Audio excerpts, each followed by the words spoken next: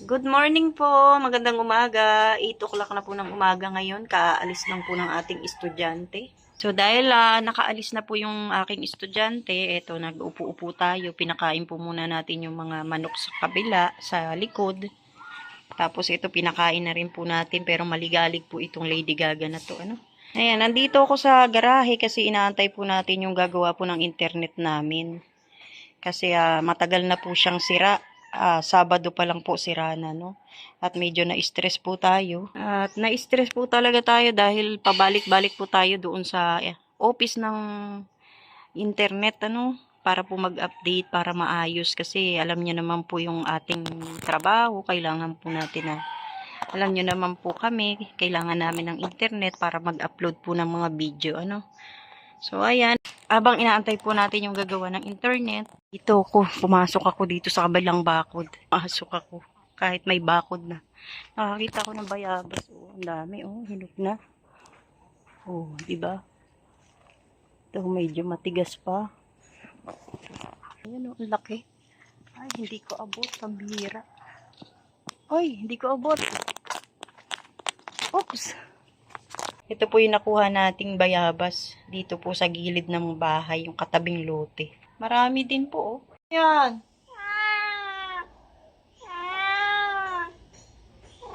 So, yan po yung internet namin. Wala na po yung pula. Okay na po. Ayan, nagawa na po yung internet namin. Dumating na po siya. Okay na po. Ngayon po, magluluto naman tayo ng babaunin ko papunta po sa Maynila. Ito po ang iluluto natin. Adobo po, no, para hindi siya madaling mapanis. Adobong karne ng baboy. So, kanina hindi po natin siya nahiwa dahil frozen pa. Nilagay ko kasi sa freezer. So, ngayon, ayan na.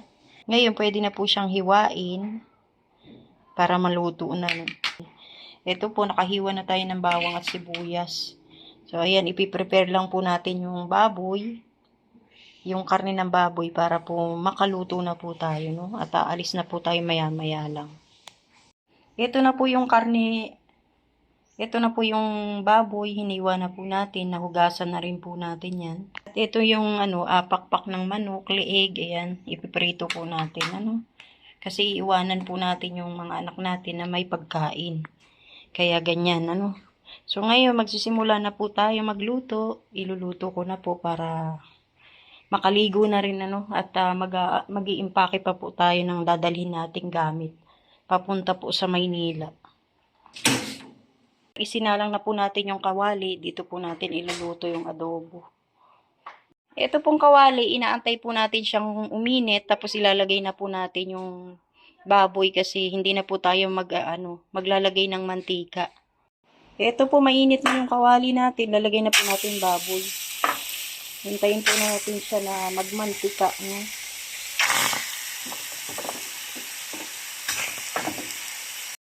Kumukulo-kulo na. Ayan. Patutuyuan lang po natin siya.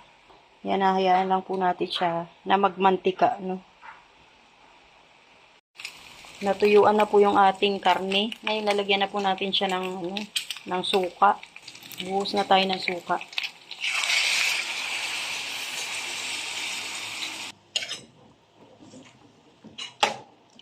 Ang gagawin natin ay tuyong adobo. Pero hindi na natin igigisa para walang mantika.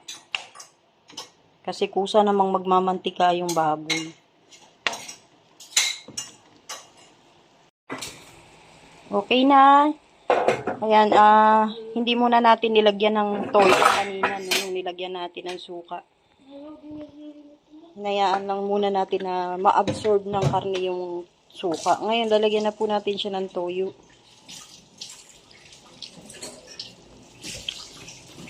Ayan,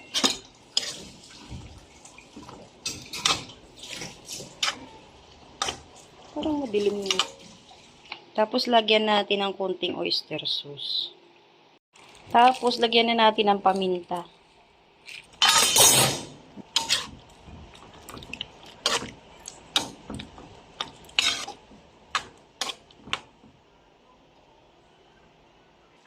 Tapos, ilalagay na po natin yung bawang. Hindi po natin siya ginisa para iwas sa mantika, Ayan. Ayan, ilagay na rin natin yung sibuyas. Tapos, lagyan natin ng laurel. Haluin. Ayan, sarap na, oh. Mukha na siyang masarap. Tapos, lagyan natin ng chili oil ni Papa Jomar. Ayan. Para medyo maanghang. Masarap kasi ang adobo pag medyo maanghang. So, ayan po. Tinikman na po namin. Hindi na po natin kailangan lagyan ng pampalasa. Hindi na po natin kailangan lagyan ng pampalasa kasi masarap na. So, ayan. Pahihinaan lang po natin yung apoy at tatakpan natin. Maya-maya lang po ay okay na po yan. Okay na yung anghang, ate? Ayan, okay na daw yung anghang. Di na natin dadagdagan. Ayan na. Luto na po yung ating adobo. May pambao na ako mamaya. Ngayon, magpiprito na lang po tayo ng manok. So, malambot na rin po yung karne, kaya papatayin na po natin yung kalan, yung apoy. Shoutout, ang ganda ng kawali ko. Ito na po yung pritong manok natin, puro pakpak. So, magbabaon din po tayo niyan para may option tayo. Dalawang klase yung baon natin, isang adobo at saka prito. Ito po yung daladalahan natin at paalis na po ako. Medyo umaambon-ambon pa lang ano. So, konti lang po yung dala natin at hindi naman po tayo magtatagal dun. Ito po yung mga pagkain, yung kung anik-anik ko. Ito naman yung mga damit ko. So, ayan. Antayin lang po natin tumila yung ambon at aalis na po tayo. Sasama ka, Gio? Ayan na. Ready na po tayong umalis at mahina na naman po yung ambon. Ano, Abi? Inaantok ka?